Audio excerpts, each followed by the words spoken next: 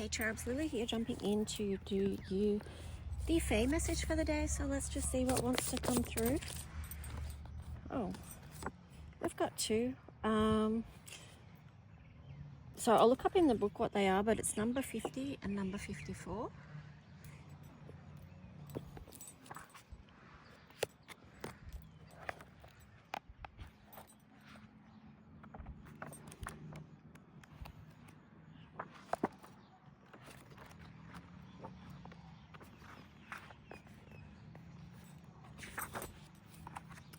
So number 50 is Avril Parrot, which is this one. And this one is communication. So Avril points to the light in his throat center. In esoteric lore, the energy center at the throat is about communication. Fairies are great communicators, though not necessarily in words as we use them. They speak through words, of course, but they also speak through the rustle of leaves, the patterns of clouds in the sky, the way flower petals fall. They tickle us with touches almost too subtle to feel, trying to get our attention. And sometimes they speak through our dreams and daydreams. Their communications are something like those of cats, part verbal, part body language, part telepathy, and part pure fairy. Avril says that we humans can semaphore each other by flashing the lights in our throat centers. In fact, he says we do that and read the messages on an unconscious level, which is one of the ways we pick up on the unspoken feelings and thoughts of each other.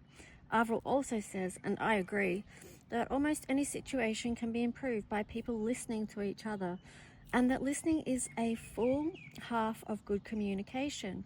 The other half, of course, is speaking truly and clearly. Some people use speech as a game or as a test for others to see if they can puzzle out the meaning. And this is fairly fun as long as the actual communication doesn't matter. When it does, though, it is helpful if we try for clarity, at the very least, and hopefully wisdom as well. Avril has many wise sayings to help us. It takes two to say yes, but only one to say no. Where the stream is shallowest, greatest is the noise. He that always complains is never pitied. Better than gold is a tale rightly told. 'Tis easier to give advice than to take it. From the place where deer are not, they are not easy to be got. Whoever burns his bottom must himself sit on it. Well, enough of that. Avril reminds us that good, clear communication is sometimes hard work. It requires elbow grease because the elbows are the secondary energy centers to the throat. He wishes you to know that his elbows are well greased. So, clear communications are vitally important here. Strive for verbal brilliance. Listen carefully. Be articulate. Be willing to calmly debate the issues and explore ideas with others. Open communication will enhance the chances of success all around. Avril also suggests that the querent watch for body language, incomplete sentences and unfinished thoughts, and try to discover what the signals are meant to get across. So this card is really important in these times, especially when you consider all the conflict that's happening at the moment, and people's throat chakras are very activated, and there's a lot to people wanting to be seen and heard, and I don't know, I feel like it's just too, it's about what's been coming through with the fairies as a continuous theme is noticing subtleties. Like, notice what's being spoken through things that you notice, and perhaps trying to like listen a little bit deeper or look a little bit deeper. And there is a lot of shallowness in this world at the moment, but there's also a lot of depth. And I guess the opportunity here is for us to be awake and conscious to how it is that how we are communicating, and also to what it is that we are communicating. And even here with these two lights here, this is like, and then this point at the top of the head, it's like the three there. So can our communications be of the highest light? And it's not always easy because there's so many things that frustrate us that we see nearly on a daily basis, depending on, of course, on what you're tuning into. But yeah, trying to be mindful and guided by the highest light in our communications. So that's that one. And let's see this one here, 54.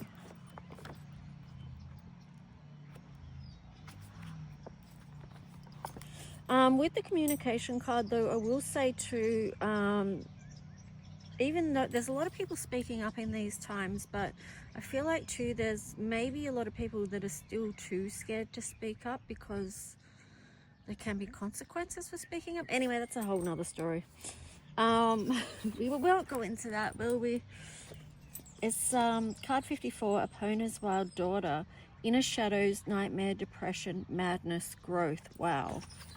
That kind of reminds me, like even just the inner shadows there, about some of the things that people deal with internally when they don't speak up and when they don't use their voice.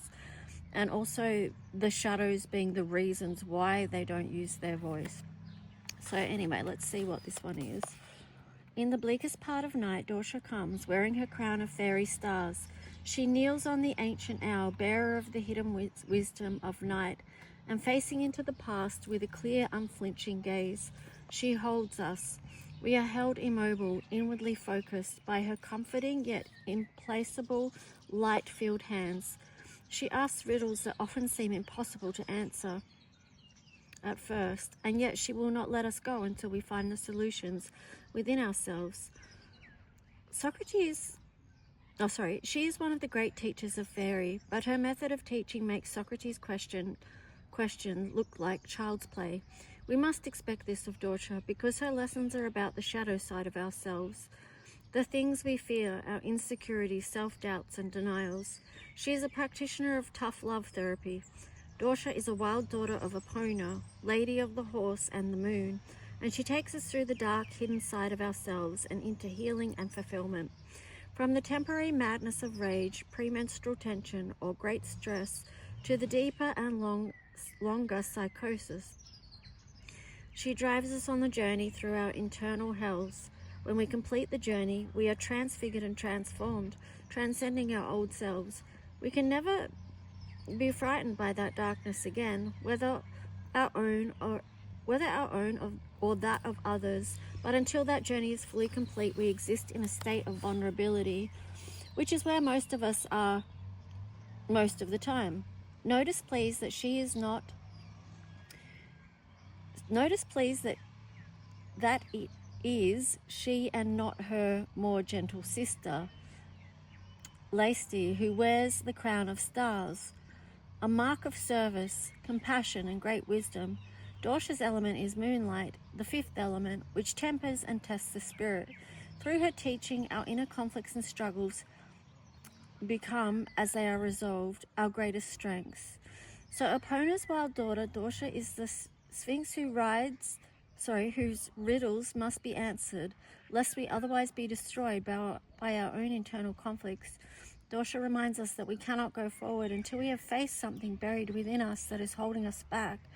Her presence in a reading tells us that finding and working through this is a task of some urgency. We can expect help in this from other people, from the fairies, and from our dreams. But we must be open to these difficult questions and answers, and be ready to face things about ourselves that are not as we would wish them to be. She urges us to heal the unresolved issues about who we really are and what we truly want to be. This is part of the required course in Self-Transformation 101 that we are all enrolled in here on planet Earth. The answers to our riddles often come in a sudden burst of enlightenment, like the solution to a Zen koan. We may watch a leaf fall or catch a glimpse of a tiny silver sliver of the new moon in the sky and suddenly be hit by the answer. Before that happens, we usually work long and hard upon the question, searching and digging for an answer. The realization when we really have it will be transformative. We will no longer be the people that we once were. You don't like this interpretation? Well, I have been telling you all along that we, you and I and everyone else, will receive varying messages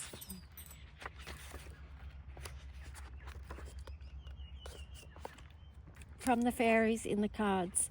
Yours may well differ from mine. Ask Dorsha what message she has for you, and don't be surprised if her answer is another question or riddle. she and I both wish you well in solving it with all our hearts. So yeah, I feel like these two together really speaks to what's going on in the world right now with communication, and how important it is to heal our shadows, see what they are, bring them to light, and communicate our truth. Because I feel like that when we can do this and process through that, we're less likely to hurt ourselves and others if we know how to process this in appropriate ways that don't hurt ourselves and hurt others. And maybe this will, you know, because we see so much lashing out and people people I don't even know what words to use, because there's so much to it, and there's so much energy to it, that it's such a wild mix. But that's why it's so important that people do their own inner work, so it doesn't overspill out into the streets and then become something that's really quite ugly, because it hasn't been processed or acknowledged in a way that's I don't know what the right word to use is.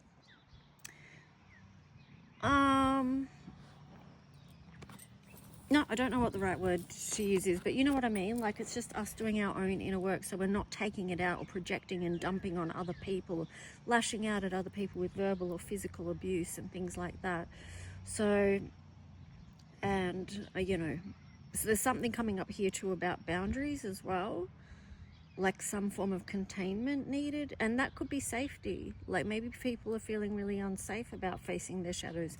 Maybe people are feeling really unsafe about what's happening in the world right now, or the instability is making them feel a lack of safety within their own life and their own autonomy. It could be a lot of things, but anyway, it's just something to reflect on there. Anyway, I hope these messages help, and also too, just saying that you know, that message is the core message. It always has been of my sharings, is about doing our own inner work, because I truly do feel, and it's a consistent, persistent message, that, you know, when we do our inner work, that is how we change this world. That is where the true power lies, within us, reconciling things and integrating things within ourselves, so that we can become the best versions of ourselves and communicate our truth, but in a way that's compassionate, empathetic, but also strong and standing firm. But it has kindness and compassion at its core. Anyway, have a great day. I'll talk to you soon. Bye.